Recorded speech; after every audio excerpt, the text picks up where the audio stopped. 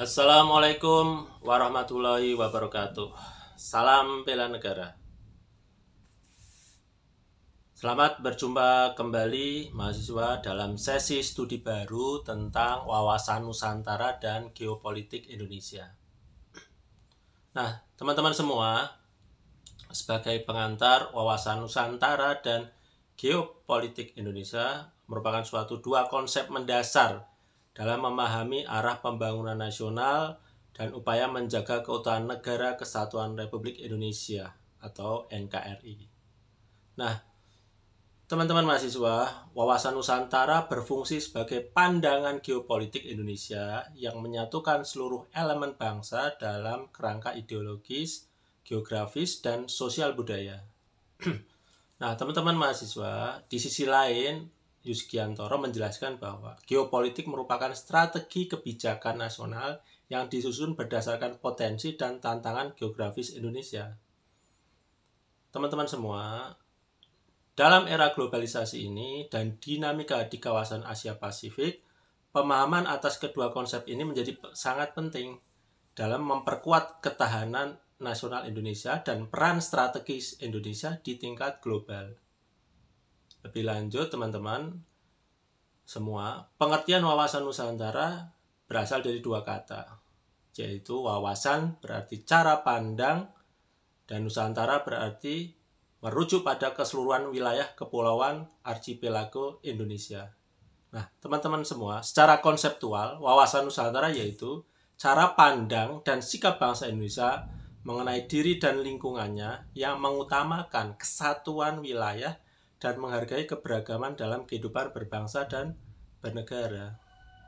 Teman-teman semua, wawasan ini menempatkan seluruh wilayah Indonesia sebagai satu kesatuan utuh yang tidak dapat dipisahkan, integrasi, baik dari sisi politik, ekonomi, sosial budaya, maupun pertahanan dan keamanan. Nah, teman-teman semua, wawasan Nusantara berlandaskan pada nilai-nilai Pancasila sebagai dasar ideal, serta Undang-Undang Dasar NRI 1945 sebagai dasar konstitusional. Selain itu, wawasan Nusantara ini diperkuat oleh ketetapan MPR dan peraturan perundangan lainnya yang sebagai dasar operasionalnya. Nah, teman-teman semua, Sumarno menjelaskan terhadap 3 unsur penting dalam wawasan Nusantara ini. Yang pertama adalah wadah yang meliputi kondisi geografis Indonesia sebagai negara kepulauan atau archipelago. Kedua, isi yang mencerminkan cita-cita dan tujuan nasional. Dan yang ketiga adalah merupakan tata laku, yaitu sikap dan perilaku warga negara dan penyelenggara pemerintahan dalam mewujudkan persatuan dan kesatuan bangsa. Ya, teman-teman semua, tujuan utama dari wawasan Nusantara adalah mewujudkan kesatuan dan keutuhan wilayah serta memperkuat identitas nasional. Fungsi utamanya adalah sebagai pedoman, motivasi, dan dorongan dalam penyelenggaraan kehidupan bermasyarakat, berbangsa, dan bernegara. Nah, teman-teman semua, Soemarjan menyatakan bahwa wawasan Nusantara adalah sebuah filter ideologis dan strategis untuk mempertahankan integrasi bangsa dalam dinamika perubahan global yang penuh dengan ketidakpastian. Nah, teman-teman semua, penerapan wawasan Nusantara tercermin dalam berbagai aspek kehidupan nasional. Nah, misalnya apa? Di bidang politik, wawasan ini mengarahkan kebijakan agar senantiasa menjaga keutuhan NKRI dan prinsip dari demokrasi Pancasila.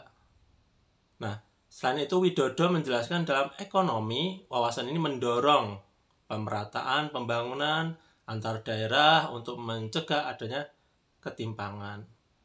Nah, kemudian dalam aspek sosial budaya, penghargaan terhadap keragaman suku, agama, dan budaya menjadi dasar dari integrasi nasional. Adapun dalam bidang pertahanan dan keamanan, wawasan ini diimplementasikan dalam sistem pertahanan semesta atau yang kita kenal dengan Sishamka Merata yang melibatkan seluruh komponen masyarakat sebagai kekuatan pertahanan nasional. Nah, para mahasiswa, sementara itu geopolitik merupakan ilmu yang mempelajari pengaruh geografis terhadap kekuatan politik dan strategi suatu negara. Istilah ini pertama kali dikenalkan oleh Rudolf Kjellén dan dikembangkan dalam berbagai kajian geopolitik modern.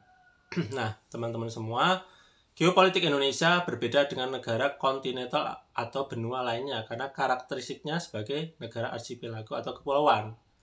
Lhasa menjelaskan geopolitik Indonesia menekankan pentingnya kesatuan wilayah maritim dan kontinental sebagai dasar dalam merumuskan kebijakan baik itu di luar negeri maupun dalam aspek domestik pertahanan negara.